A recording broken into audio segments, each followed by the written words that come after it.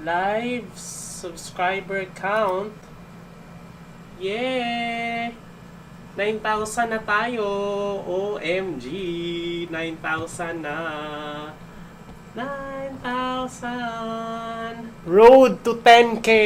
Yes! 1,000 na lang 10K na tayo. Ma-activate na natin yung stories. So 1,000 na lang guys, ma-activate na natin yung stories. Achievement unlock.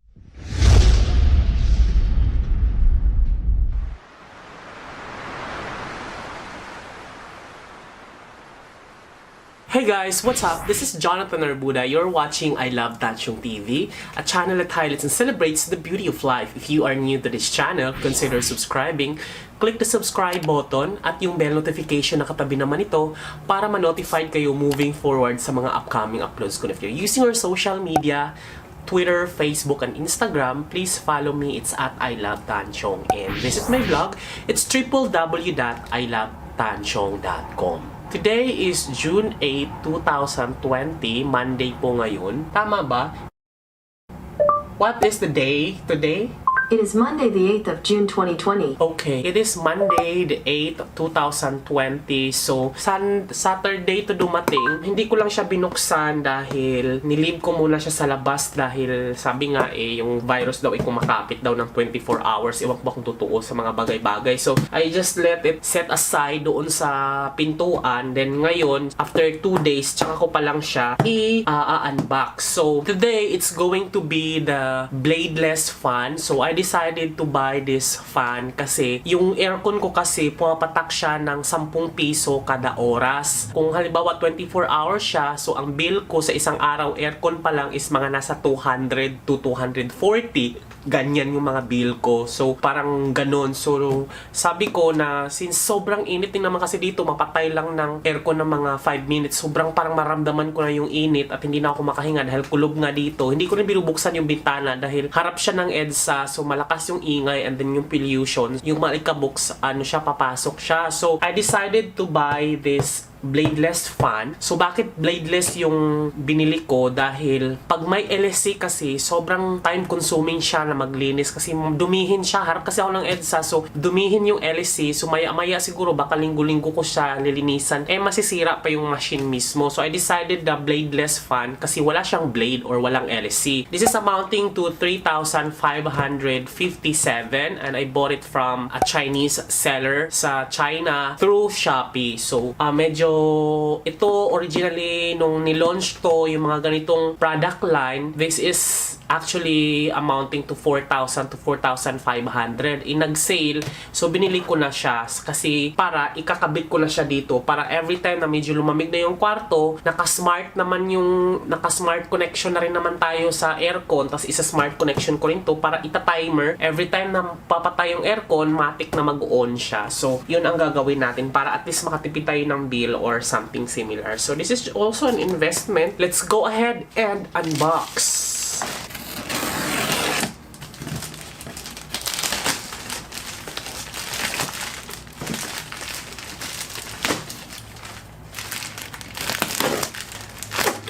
Ouch!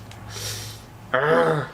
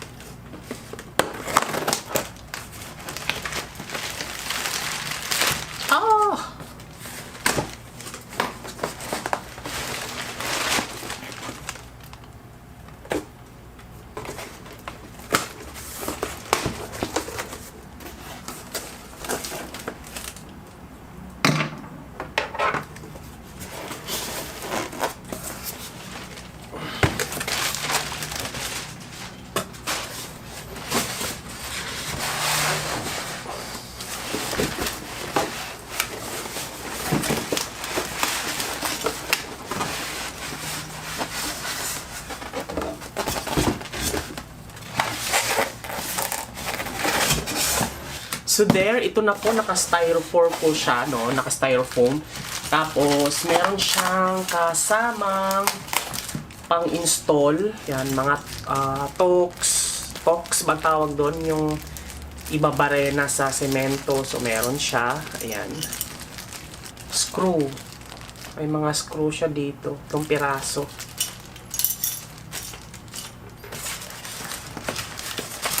And we have mukhang ano to?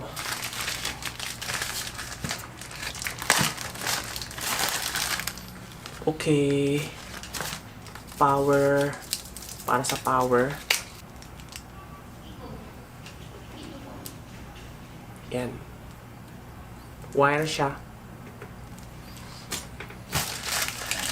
Meron siyang remote. Yan, remote control. Yan, ito yung remote niya, guys. Then, meron siyang extrang battery. Bongga, may extrang battery siya. Tingnan nga natin kung may battery ba ito. Hindi ko alam kung paano tatanggalin yung battery. Ito yung battery niya, oh. Manual.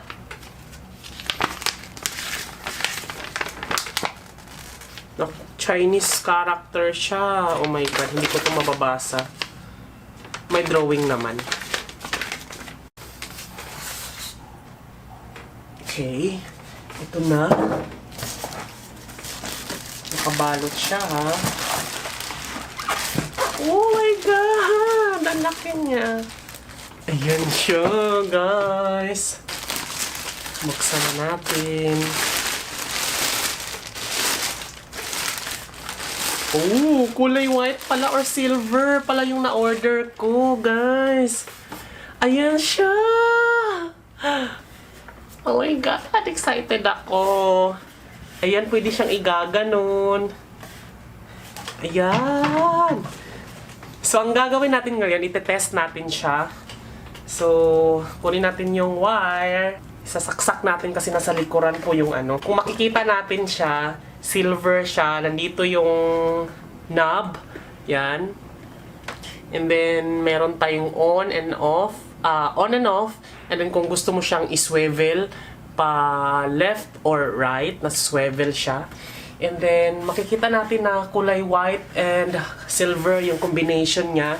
May mga ibang variants nito. Merong black, merong mga ganong drama sa buhay. But I decided white kasi parang white siya sa wall and then hindi siya masakit tingnan na parang magiging clutter or congested na yung room, maliit na room dahil kakulay niya yung wall. So parang nakakubli lang siya doon. And then pag i-install nito, igagano na lang siya.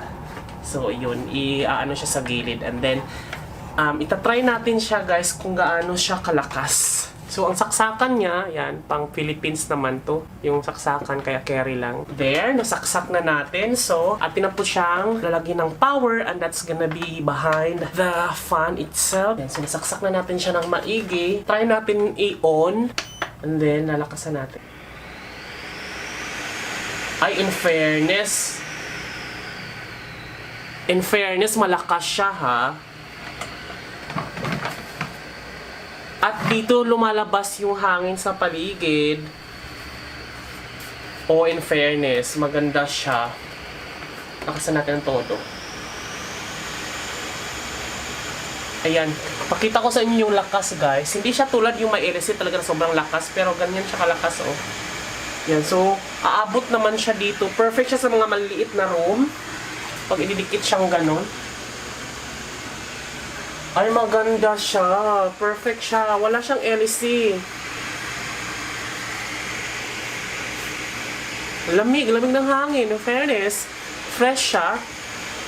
And then, safe siya pag halimbawa sa mga bata dahil pag ganunin, walang LC sa loob. I-try natin siyang iswivel left and right. Oh, there. Yan, oh. Yan, oh.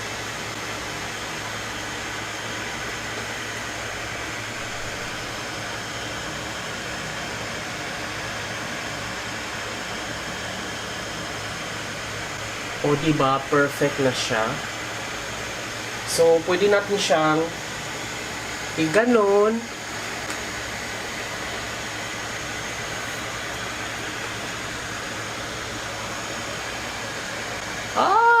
loving it. So, ipapakabit ko na lang siya dito sa taas. Dito sa taas para nakaharap sa higaan ko. Tapos, pag halimbawa nagtatrabaho naman ako, ibababa ko lang siya, igaganon ko lang siya. Parang igaganon. At least, yumuyuko din siya sa ilalim. Perfect siya. Kung ganyan yung pagkaka-install niya, oh. There. And then, tatry natin yung remote. Ito yung remote niya, guys. So, i-turn off natin. Ah, perfect! May ilalakas pa pala. May ilalakas pa pag ginagamitan ng ano, pag ginamitan ng ganito, may ilalakas pa. Ayan o. Tapos, turn off. Hinaan natin.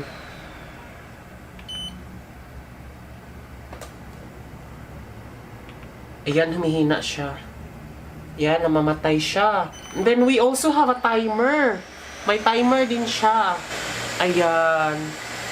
Ayan, when it comes to sound naman, hindi naman siya gaano kaingay. Para lang siyang may binubugang hangin. Ganun, para ka lang nasa dagat na may naririnig na, or di kaya sa bundok, narinig mo yung simoy ng hangin. Ganun lang siya. And then, very ergonomics siya. Kasi, lalo na pag may mga bata, hindi siya danger. So, ergonomic siya. And then, at the same time, hindi na siya nagkukonsume ng maraming space pa dahil hindi na kailangan pa ng floor area na paglalagyan kasi i-install mo lang siya sa wall.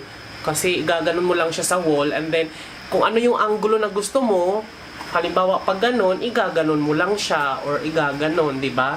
And then if you want to swivel this, kasi ipapaswivel mo siya, pipindutin mo lang yung pang swivel and then magsuswivel na tong, yan o. So, iikot-ikot na siya, di ba? So, there. So, mukhang okay tong nabili ko na to. So, ipapa-install ko na lang. So, ayun na nga guys, no. After ko mag-unbox, so, since hindi ko pa naman siya mapa-install talaga right away, doon ko muna siya nilagay sa taas. There.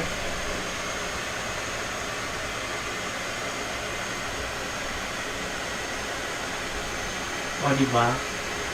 So, yung angulo niya, tamang-tama para dito sa higaan.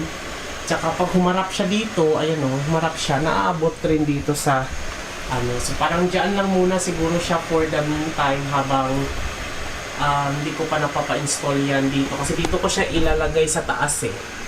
Dyan. So, dyan sa space na yan, dyan ko siya ilalagay. So, once again, this has been Jonathan Orbuda saying keep smiling because life is worth celebrating for. Bye! Video ba? Ito, so ang hirap mag-English, di ko kaya. So hindi na nga kami dapat, dito na kami sa dagat nagpi-picture-picture kasi nga doon dapat kami doon sa may Puerto Galera, Puerto Galera Sand Castle. Sand Castle. Kaso mahal pa eh.